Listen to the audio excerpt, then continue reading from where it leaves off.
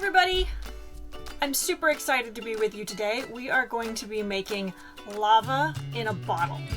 Now, for those of you who haven't met me before, my name is Anne. I'm a research scientist for Alltech, and my goal today is to show you some cool science principles in a fun little thing you can do at home with pretty basic ingredients. So let's get started by talking a little bit about what we're doing. Like I said, we're going to make lava in a bottle.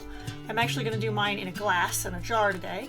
I'm going to show you two different ways to do this depending on what materials you have available in your house. So as always, we're going to start with what we need to make it happen, and then we're going to jump right into the science. So what you'll need is some sort of a container. Like I said, I'm going to use a drinking glass for my first example today. And you want to fill that up about halfway with oil.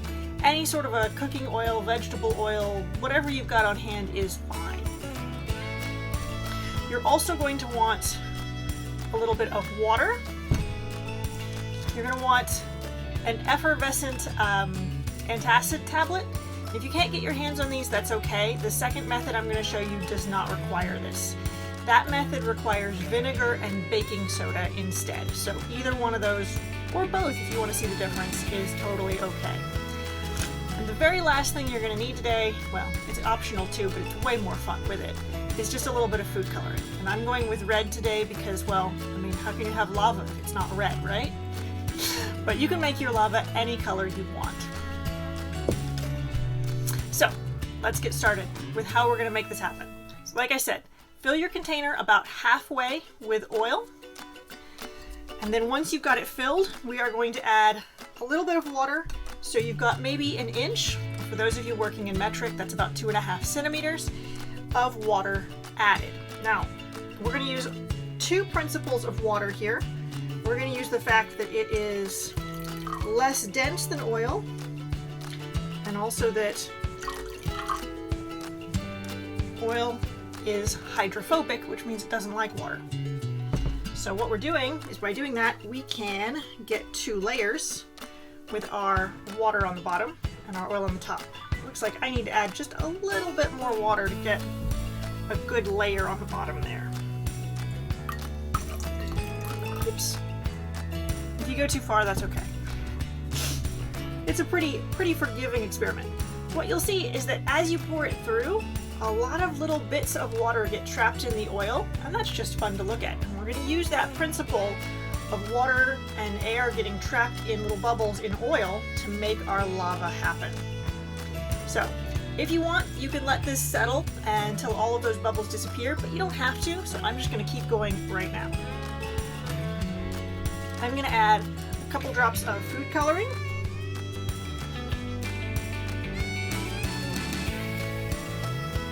And you'll see that the food coloring kind of does the same thing that the water does. It creates little balls, and then it just kind of hangs out in there between your water and your oil.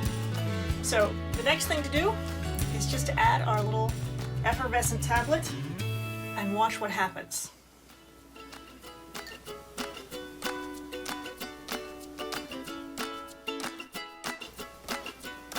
So what you can see is that we're getting that cool creation of bubbles that go up to the top of our oil and then back down to mix in with the food coloring and the water down in the bottom layer.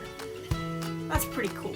So let's talk a little bit about what's going on in this reaction.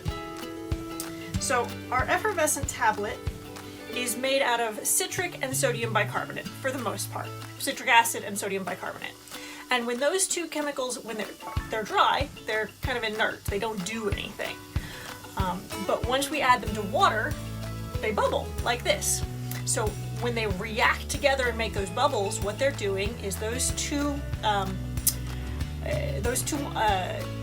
chemicals, the citric acid and sodium bicarbonate, are recombining, breaking apart and recombining, and they're making water, carbon dioxide, and sodium citrate. And the part we're really interested in is the carbon dioxide, because that's a gas. So that gas wants to escape. It's much less dense than both the water and the oil, and so it rises to the top, carrying some of that food coloring and water that surrounds it to keep it like a bubble in the oil. When it reaches the top, the gas escapes, but that food coloring and water are still there as a bubble in the oil, and they keep that drop shape and fall back down to start over again when they catch more gas. And so that's the chemistry that we're watching happen until all of those two chemicals are used up. That's pretty cool. I just have fun watching it. I hope you guys do too. Maybe get a little bit of the chemistry as we go. Now, you're not using up the water or the oil as you do this. So you can keep adding those tablets for as long as you want. You can do this in a bottle with a lid and then keep it somewhere in your house and just use it again next week or next month. It is totally a reusable experiment. But I said I was going to show you two different ways to do this in case you don't have access to those effervescent antacid tablets. So I'm going to set this one back here in the corner and we're going to do this again. You know what? I think I'm going to make it blue this time, just because I can, right? So this time I've got a jar and it's already got the water in it. I'm going to grab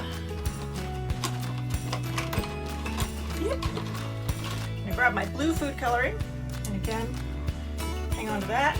I'm going to add some water.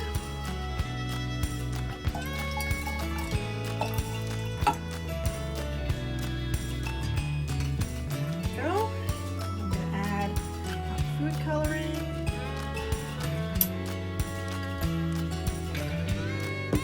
All right, so if you don't have the effervescent tablet, what I said is you're going to need a little bit of vinegar and some baking soda. So I'm going to go ahead and add my vinegar in. And vinegar, like water, is more dense than the oil. So it's going to go down and mix in with that oil underneath, or mix in with that water underneath the oil layer. You can see that happening. Now, I said that our effervescent tablets are citric acid and sodium bicarbonate. Baking soda is also sodium bicarbonate. So really what we're having to do is replace that citric acid. And we're just replacing it with a different acid, and that's the acetic acid in our vinegar. So we've got the acid already in there. I'm going to add our sodium bicarbonate, or our baking soda. And you can add as much or as little as you want. The more you add, the more bubbles you get. And you can see that as soon as that hits that water and vinegar layer, it starts to bubble. And you can give it a little bit of a mix if you want to get those bubbles going stronger. It makes a fun noise too. I don't know if you guys can hear that, but it fizzes. But it's that same reaction. It's our sodium bicarbonate and our acid reacting to make carbon dioxide gas, which then gets trapped in water and goes up through the oil. And then when that gas releases at the surface, that water and food coloring drop back down through the oil into that bottom layer because they're more dense, so they like to sit underneath that oil.